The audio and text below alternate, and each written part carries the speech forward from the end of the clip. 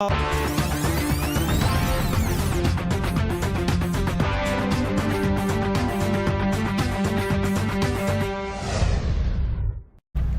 and welcome back to Technology Review. I'm your host, Mac Jackson Jr. You can find me on Facebook. You can find me on LinkedIn, Twitter, Instagram, YouTube, and my website at macjacksonjr.com. Go on our website and definitely be a part of our Protection Connection community and find out more information about cybersecurity. I'm here with another segment I would like to do here with Quincy Harris from Network West Technology. Appreciated being here. I wanted to hold you over and talk to you more about this. It's very, very interesting information on solar. We're going to talk about solar energy here in Southern Nevada. And he was telling us, if you guys remember our last segment, that his power bill for this summer, $17? Yes. $17 power bill. You know how hot it was this summer, folks?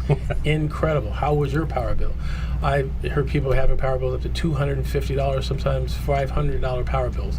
His power bill was $17. Why? Because he has solar panels on his home. Solar panels. Absolutely. It makes a big difference. The idea would be to look at your high and look at your low, and you get the average. And once you look at the average, the solar system is based on the average. And what happens is we price it and we configure the solar system to meet the average. So what happens? So in the fall months, the winter months, and the spring months, the solar system is overproducing. When it overproduces, all those additional credits that your solar system is producing goes back to the NV Energy grid, and they give you credits every single month. You build up those credits, we call it the bank, You build those credits into the utility bank. So next summer, when you have the very hot summer days and very hot summer nights, you pull those credits out of your bank to offset your bill throughout the summer. Gotcha. So that's how it's that's how it works. It's called net metering. Net metering. And you net zero. That's the idea. Wow, get it down to a zero power bill. Exactly. That would be even better. So tell us about these panels. Are they like PCs? They get old and they're outdated? Great question. And then in 3 years, it's like, I got a panel on my roof, but it was from 19... Great question. Solar panels, the technology, which is the photovoltaic silicon crystalline, that technology has been around since 1879. Wow. The question is, where was it started or who created it? Right. The British said they did it. We don't know for sure. And I don't know for sure because there's no sun in Britain. However, the Germans said they did it. If I had to default to who did it in Europe, I would say the Germans. The Germans. German engineering. German engineering. I just default to German engineering. All right. So the wattage of the panels have improved, and that will be the continuation of the future of solar PV. Now, what they've also done is you've probably heard of the solar roof.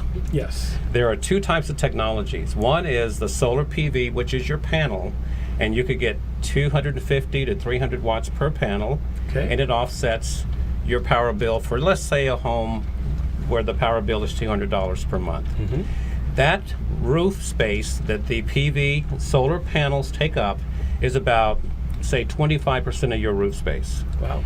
If you choose to go with a solar roof, that is called thin film solar technology. The wattage is less. It's about 150 watts per the same square footage. So as an equivalent, you would have to put the PV or the thin film on your entire roof. I see.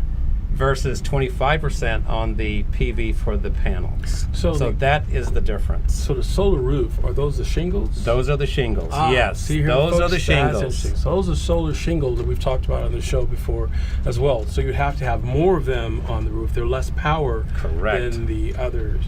But is the cost the same, or is it more or less? The cost is factored into the actual roof itself. So whatever you're paying for the roof, there's an adder to whatever you pay for the roof. Okay. So if you look at it doing construction, it's very cost effective. If you choose to do it after the fact, it's going to be very expensive. True, you rip up the old ones and put on the other panels. Exactly. And you have it all over the roof versus that little spot because of the... I got you. So yeah, you're right. It's trying to figure out which one is cheaper. Yes. Yes. And all the costs, I'm glad you said that, the cost of solar has gone from $6 per watt, and that's how we prices in the industry to right around $3.50 to $4 per watt. So it has really gone down. It's gone from $6 per watt, Right. which is our calculating cost of how we factor in solar panels, to about $3.50, $4 per watt if you pay cash for the system, which means that it has gone down, it is stabilized, and we should see that stabilization, be consistent for a while. Okay. Now, there is one caveat. There are potential tariffs on solar panels coming in from other parts of the world that could impact price points, but it should still be a reasonable amount for homeowners to look forward to buying a solar system. I see. So do you think there will be a bonanza explosion of the solar panels on homes here in Southern Nevada?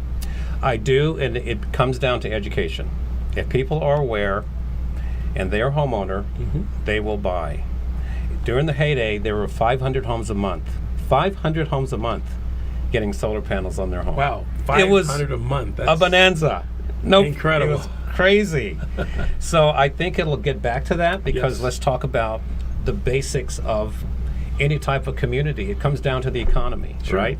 So the economy's coming back in our state, in our city, which reflects people being able to spend, people seeing what they can do as far as their home. Your home is one of your greatest assets. That's true. You spend time there, you spend money there, you want the efficiency. Neighbors like to see what other neighbors are doing. That's true. When a solar system is being installed on one house, all the neighbors want to know what's happening. And, oh, by the way, can I see your power bill? Right. That usually adds to the conversation.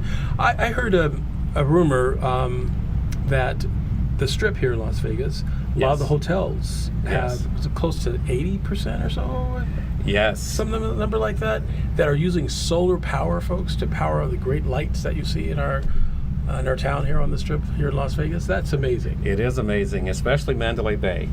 And I'm glad you indicated that, Mac, because we're starting to see commercial developments actually deploy solar. And now, how do you do that if you don't have the space? Right. If you don't have the roof space, you may have seen solar-covered parking structures around town. Yes. So everywhere. it makes sense to do that It makes if total you want to sense. offset your power bill. And that is happening around town and starting to happen around town. Yeah. The challenge is in the commercial space is a lot of the tenants are leasing the building and they have to get permission from the building owner. To get permission from the building owner to put on solar, then Right. that's a good business model. Right.